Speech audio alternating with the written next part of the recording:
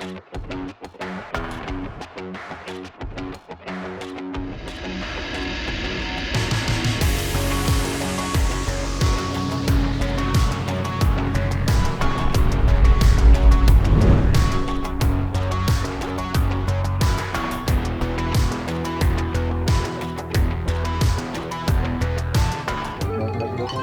que le Festival de Loire? Le Festival de Loire, c'est le plus grand rassemblement fluvial d'Europe qui a lieu tous les 2 ans.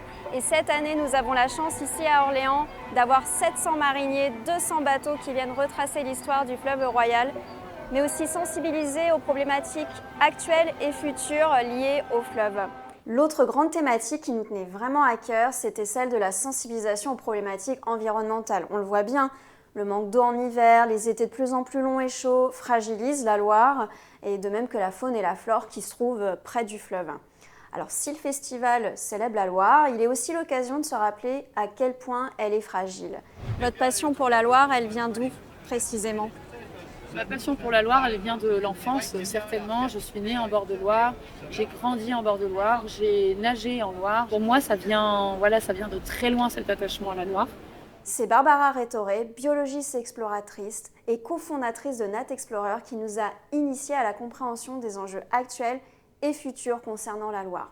Alors Loire Sentinelle, c'est un projet de recherche, action, création. C'est donc un projet à l'interface entre les arts et les sciences. On a lancé avec Julien Chapuis ce projet scientifique de cartographier la Loire sous 2 protocoles différents d'échantillonnage. Un premier qui concerne la biodiversité et un deuxième qui concerne la contamination plastique du fleuve.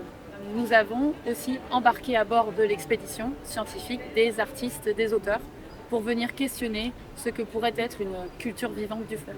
Je crois qu'on est à l'endroit un peu plus juste de ce qu'il faudrait faire, c'est-à-dire de tenter de faire œuvre collective pour défendre la Loire.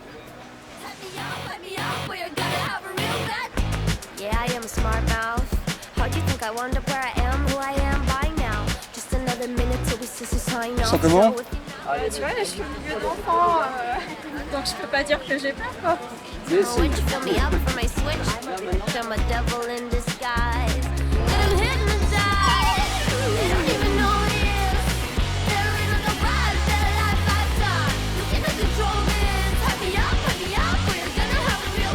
C'était une belle expérience, surtout quand on arrive en haut du mât. Vous avez une vue magnifique sur toute la rue qui longe la Loire. Quel était l'objectif en fait de cette remontée de Loire et qu'est-ce que vous proposez ici à Orléans? Après avoir descendu la Loire l'année dernière pendant 3 mois, mené cette étude dans le cadre du projet Loire Sentinelle, il nous a semblé intéressant de focaliser notre attention en 2023 sur l'idée de remonter les résultats. Nous avons pris l'expression au sérieux, de remonter les résultats en remontant le courant cette fois-ci après l'avoir descendu. Nous sommes partis de l'estuaire, nous avons traversé Nantes le 1er septembre.